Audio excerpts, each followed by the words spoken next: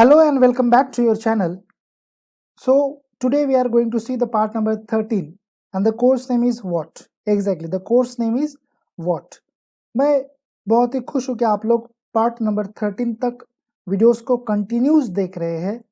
Description में मैंने बहुत सारे वीडियोस की और लिंक दे रखी है ताकि आप लोगों को और ज़्यादा नॉलेज मिल सके अकाउंटिंग की लैंग्वेज में। जी हाँ, पार्ट नंबर 13 आज हम लोग देखने वाले हैं। What this is our course name, so let start. Last video तक हम लोगों ने देखा 60 क्वेश्चंस। 61 क्वेश्चन देखने से पहले आप लोगों को मैं बता दूं, अगर आप लोग हमारे चैनल के ऊपर नए मेहमान हैं तो चाय वाय पी के जाइए और नाश्ता करके जाइए। जी हाँ, चाय और नाश्ता आप लोगों को मिलने वाला है, बिल्कुल सही में जी नहीं मिलने वाला है। एक सिंपल सा जोक था आप लोगों के लिए। नीचे आप लोगों को सब्सक्राइब का बटन दिख रहा है, उसके ऊपर सिंपल सा क्लिक करना है। क्लिक करने के बाद में आप लोग हमारे चैनल के ऊपर सब्सक्राइबर हो जाते हैं और आप लोगों को ये वीडियोस के बेनिफिट्स मिलते रहेंगे। चलिए स्टार्ट करते हैं 61 number question. What is a gross profit? हम लोगों ने लास्ट वीडियोस में देखा gross profit brought down, gross profit carried down, gross loss brought down, gross loss carried down. But what is the exactly the gross profit? So let's see.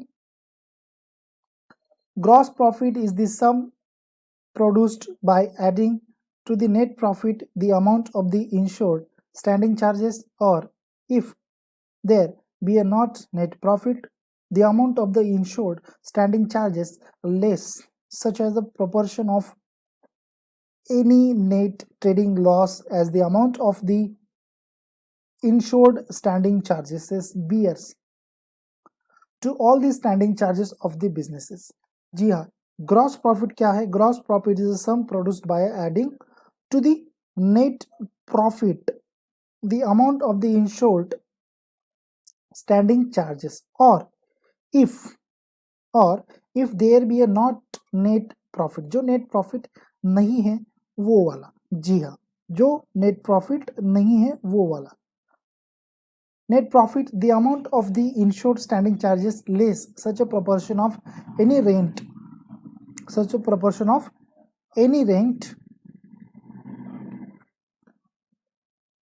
any net trading loss as the amount of the insured standing charges bears to all the standing charges of the business. जी हाँ, gross profit एक ऐसा profit होता है जो सम होता है एक produced का। जी हाँ, sum by adding the net profit, जिसमें ग्रॉस प्रॉफिट में नेट प्रॉफिट ऐड रहता है। इतने बात ध्यान में रखें।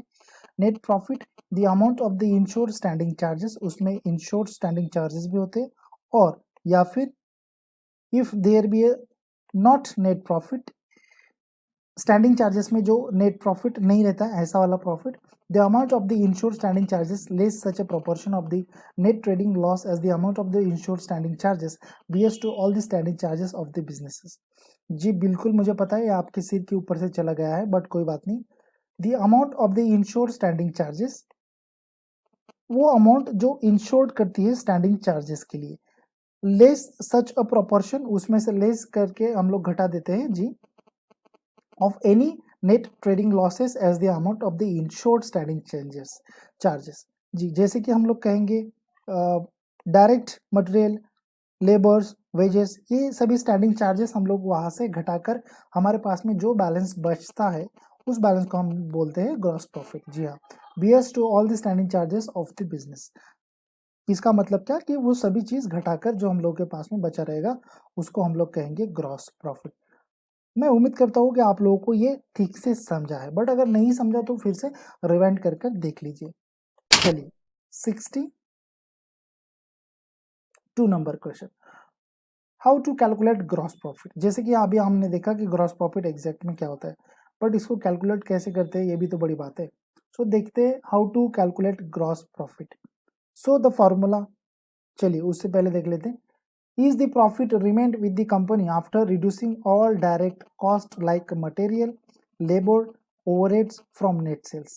जी हाँ, तो ग्रॉस प्रॉफिट कैलकुलेट कैसे करते हैं? Is the profit remained with the company after reducing, ये प्रॉफिट वो प्रॉफिट होता है जो रिड्यूस्ड करके मिलता है। क्या रिड्यूस करके मिलता है? ऑल डायरेक्ट कॉस्ट, सभी डायरेक्ट कॉस्ट को माइनस करने के बाद में हमारे पास में जो बैलेंस बचेगा उसको हम लोग कहेंगे ग्रॉस प्रॉफिट। इसमें आ जाता है like a material, labour, overheads from net sales. जी हाँ, अब इसको कैलकुलेट कैसे करेंगे? Gross profit is equal to net sales minus cost of goods sold. तो कॉस्ट ऑफ गुड्स सोल्ड में जो सारी चीजें आएंगी वो सभी नेट सेल्स में से हटाकर हमारे पास में जो बैलेंस बचेगा उसको कहेंगे हम gross profit.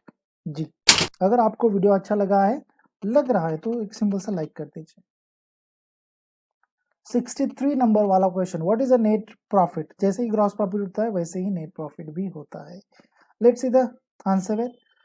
Net profit is the net trading profit into the bracket exclusive of all capital bracket complete receipts and accretions and all outlay properly into the bracket chargeable to capital bracket complete resulting from the business of the insured at the premises after due provisions has been made for all standing and other charges including depreciation. Oh my god, चलिए ठीक से देख लेते हैं। Net profit is the net trading profit. जी हाँ, net profit क्या होता है? नेट प्रॉफिट वो प्रॉफिट होता है जिसको हम लोग कहते हैं नेट ट्रेडिंग प्रॉफिट। जी, नेट ग्रॉस में से अमाउंट हटाकर जो हमारे पास में बैलेंस बचा उसको कहते हैं नेट प्रॉफिट। ब्रैकेट में यहाँ पर मैंने कुछ बताने का प्रयास किया, एक्सक्लूसिव ऑफ ऑल कैपिटल। उसमें एक्सक्लूसिव होता है ऑल कैपिटल्स। जी हाँ, ट्रेडिंग प्रॉफिट के अंदर में exclusive of all capital include होता है। Receipt and accretions and all outlay properly. यहाँ पर इसमें देखिए क्या बताने का प्रयास है, रिसिप्ट्स एंड एक्रेशंस मतलब जो मिल रहा है या फिर कुछ अक्रूड हो रहा है वो सभी चीजें कहाँ पर इंक्लूड होती है? रेवेन्यूज होगा, एक्सपेंसेस होंगे, ये सभी चीजें वहां पर इंक्लूड होती है आउटले प्रॉपरली में। जी, आउटले प्रॉपरली होता है। तो ब्रैकेट में बताने का प्रयास यही है, चार्जेबल टू कैपिटल, जो चीज चार्जेबल होगी कैपिटल के ऊपर, कमीशन होंगे, कमीशन होते हैं ना, ये सभी चीजें वहां पर इंक्लूड होती है, जैसे कि shares on debentures, sorry commission on debentures, debentures commission, shares premium on debentures. तो ऐसी सभी चीजें चार्जेबल टू कैपिटल होती है। Resulting from the business of the insured at the premises after due provisions has been made for all standing and other charges including depreciation. अब other charges में ऐसे include होते हैं जैसे कि डेप्रिसिएशन इंक्लूड होता है। मतलब फॉर एग्जांपल अगर बताने का प्रयास यही रहेगा कि प्रॉफिट एंड लॉस अकाउंट के डेबिट साइड पर जो सारी चीजें होती है, एक्सपेंसेस हमारे जो होते हैं, वो सभी चीजें जिस बैलेंस में से हटाकर हमारे पास में जो बैलेंस बचेगा वो बैलेंस को हम लोग कहेंगे नेट प्रॉफिट। जी हाँ, नेट प्रॉफिट। नंबर 64 वाला क्वेश्चन देखेंगे, what is the operating profit and how it calculates. हम लोग नेट प्रॉफिट कैलकुलेट कर कैसे करते हैं वो भी देखेंगे, बट अभी फिलहाल देख लेते हैं what is the operating profit and how it calculates. उसका फॉर्मूला थोड़ा सा लंबा हो सकता है, इसलिए मैंने अभी वो क्वेश्चन यहाँ पर नहीं लिया है, बट वो क्वेश्चन आगे चल के आने वाला है। नंबर 64 वाला क्वेश्चन देखेंगे, what is the operating profit and how it calculates. अब ऑपरेटिंग प्रॉफिट भी होता है, is the profit earned from the regular businesses activities of the enterprises.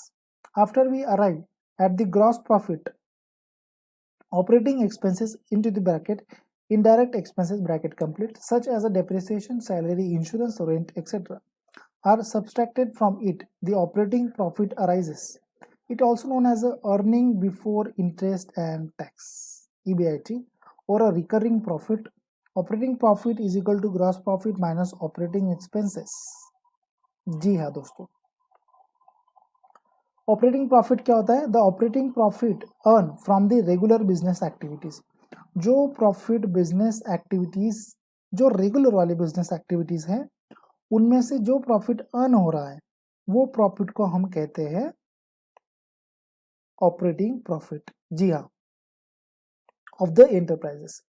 After we arrive at the gross profit, कब? जब gross profit हमारे पास में मिल जाता है उसके बाद में, ठीक है, उसके पहले नहीं। ऑपरेटिंग एक्सपेंसेस, ऑपरेटिंग एक्सपेंसेस में इंक्लूड होता है इनडायरेक्ट एक्सपेंसेस भी उसमें इंक्लूड होते हैं, such as a depreciation, salary. Operating expenses मतलब क्या? इनडायरेक्ट एक्सपेंसेस, उसमें क्या इंक्लूड होता है? डेप्रिसिएशन होता है, सैलरी होती है, इंश्योरेंस होता है, रेंट होता है, और ऐसे अनगिनत etcetera are subtracted from it.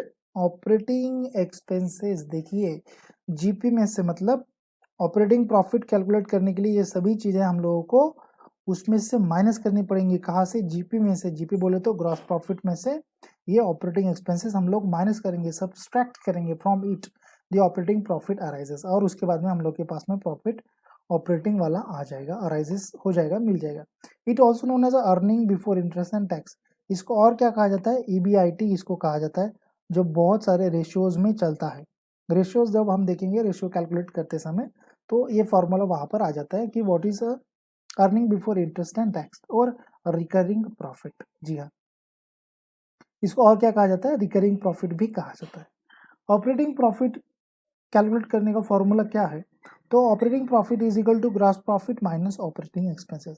अब मुझे ऑपरेटिंग एक्सपेंसेस कौन से होते हैं, एग्जांपल्स के तौर पर आप मुझे कमेंट कर सकते हैं, बता सकते हैं, ताकि मैं और लोगों को भी बता पाऊँ। चलिए नेक्स्ट क्वेश्चन पर मूव ऑन करते हैं। 65 नंबर वाला question, what is the depreciation and how it calculates. बहुत सारे इंटरव्यूज में, बहुत सारे कई जगहों पर आपको मुझे ये सवाल पूछा गया है, डेप्रिसिएशन होता क्या है। तब मैंने बिल्कुल आसान भाषा में ऐसे ही आंसर दिया है। As per accounting standard 6, revised accounting standard 10 is applicable, is related to the depreciation of asset. Depreciation is a measure of a loss in the value of depreciable asset. Depreciation is a charge for the use of assets, passage of time, changes of a technology and market change. There is some fixed rate of depreciation on some assets by our government, such as a furniture at the rate of 10% per annum, building at the rate of 10% per annum. Financial year 2020-21 के लिए ये applicable है. Depreciation is calculated on applying any method of depreciation calculation, but in a simple way, it should be calculated by annually. For example, furniture at a cost ₹1000 and depreciation at the rate 10% per annum is ₹100. जी हाँ, तो depreciation क्या होता है कि depreciation वो चीज़ होती है जो फिक्स्ड एसेट्स के ऊपर चार्ज किया जाता है। बट अगर इसी को अगर इंग्लिश लैंग्वेज में बताना होगा, अकाउंटिंग की लैंग्वेज में अगर बताना होगा, तो हम बोल सकते हैं depreciation is related to the AS6। AS मतलब accounting standard 6, but this should be a revise accounting standard 10 is applicable. Depreciation के लिए रिवाइज्ड अकाउंटिंग स्टैंडर्ड 10 ये एप्लीकेबल है। जी हाँ, अब ये भी चेंज हो गया है, इतनी बात ध्यान में रखें, ये भी चेंज हो गया है। तो रिवाइज अकाउंटिंग स्टैंडर्ड कौन सा है, मुझे आप बता सकते हैं, कमेंट कीजिए। रिवाइज अकाउंटिंग स्टैंडर्ड कौन सा है डेप्रिसिएशन के लिए? Is related to depreciation of asset. जी हाँ, depreciation is a measure of loss in the value of depreciable asset. जी, ये हो गई हमारी डेप्रिसिएशन की सीधी सीधी और आसान भाषा में डेफिनेशन, जिसको हम कहेंगे। जी हाँ, क्या है? Depreciation is a measure of loss in the value of depreciable asset. कि डेप्रिसिएशन एक चीज होती है मेजर करने वाली, एक लॉस होता है जो कंसिडर होता है वैल्यू ऑफ डेप्रिसिएबल एसेट के ऊपर। Depreciation is a charge for the use of assets. Depreciation हम लोग चार्ज करते हैं किस बेसिस के आधार पर, किस चीज के लिए, तो उसमें अंडर आ जाता है is charge for the use of asset, passage of a time, changes of technology and changes of market. Market भी चेंज होती रहती है और टेक्नोलॉजी भी चेंज होती रहती है, इसलिए हमें वो एसेट हमारी रिवैल्यूएट करनी होती है, रिवैल्यूएशन करनी होती है, नई तरीके से उसको बनाना होता है, इसलिए हम लोग उसको डेप्रिसिएशन चार्ज करना स्टार्ट कर देते हैं। That is why the answer है why we calculating a depreciation. There is a some fixed rate of depreciation on some assets. हमारे गवर्नमेंट ने कुछ डेप्रिसिएशन के ऊपर रेट्स लगा दिए हैं। फाइनेंशियल ईयर 2020 और 21 अगर हम लोग देखते हैं तो फर्नीचर के ऊपर 10% पर एनम है। गवर्नमेंट फाइनेंशियल ईयर में ये 10% पर एनम फर्नीचर के ऊपर है। बिल्डिंग एट द रेट 10% है। फिक्स्ड एसेट्स ये हमारे दोनों हैं। चलिए, तो इस पीए बोले तो पर एनम, ठीक है, पर्सनल असिस्टेंट नहीं है, पीए बोले तो per annum. Depreciation is calculated on applying any method of depreciation calculation. So जैसा कि यहाँ पर मैंने बोला, डेप्रिसिएशन हम लोग बहुत सारे मेथड एप्लीकेबल करके कैलकुलेट कर सकते हैं और करते हैं। जी हाँ, तो बट इन सिंपल लैंग्वेज, अगर सिंपल लैंग्वेज में डेप्रिसिएशन कैलकुलेट करना है, बट अगर सिंपल भी मैं कहूँ तो सिंपल वाली लैंग्वेज में भी मेथड एप्लीकेबल होती है। और यहाँ पर मैं एक डेप्रिसिएशन कैलकुलेट करके बता रहा हूँ, वो वाली मेथड कौन सी है आप मुझे कमेंट करके बताएं। जी, but in a simple way it should be calculated by annually. Depreciation कैसे कैलकुलेट करते हैं बेटा? एनुअली कैलकुलेट करते हैं, इतनी बात ध्यान में रखिए। अगर आपका बिजनेस बीच में एंड हो गया तो वहां पर भी फाइनेंशियल ईयर कैलकुलेट किया जाएगा, इतनी बात ध्यान में रखिए। For example, furniture at a cost rupees 10,000, कितना? 10,000 नहीं, 1,000 रुपीज है। फर्नीचर की कॉस्ट कितनी है? 1,000 rupees and depreciation at the rate 10% per annum. 10% depreciation है उसके ऊपर, तो डेप्रिसिएशन कितना आ जाएगा? 100 रुपीज आ जाएगा। डेप्रिसिएशन कैलकुलेट करने के लिए हम लोग क्या करते हैं, तो सिंपल सा फॉर्मूला ऐसे यूज करते हैं, यहाँ पर लिखेंगे। चलिए यहाँ पर हम लिख देते हैं, यहाँ पर 1000 मैंने लिख दिया। चलिए इसको डिवाइड हम लोग डेप्रिसिएशन कैलकुलेट या फिर परसेंटेज कैलकुलेट करने के लिए करेंगे, डिवाइडेड बाय 100, और यहाँ पर मैं बोलूंगा इंटू 10। जी हाँ, इंटू 10, और मेरे सामने आंसर आ जाएगा कितना, जैसा कि यहाँ पर आंसर आया है 100 और रुपीज। और अगर शॉर्टकट में अगर मैं एक बात बता दूँ तो आप लोगों को शॉर्टकट में भी अगर डिप्रिसिएशन कैलकुलेट करना है तो कई सारे बच्चों को ये चीज पता नहीं होगी, बट मैं बता देता हूँ। तो ये 1,000 रुपीज हो गए, 10% अगर डिप्रिसिएशन इन्होंने कहा है तो मैं यहाँ से एक जीरो हटा दूंगा, वो हो जाएगा डायरेक्टली 10%। ठीक है, और दूसरा जीरो अगर हटा दे तो वो क्या होता है मुझे कमेंट करके बताइए। जी हाँ। So what we learned today? Number first question, what is the gross profit? Number second question, how to calculate gross profit? Number third question, what is the net profit? And number four question, what is the operating profit and how it calculates? Number five question, what is the depreciation and how it calculates?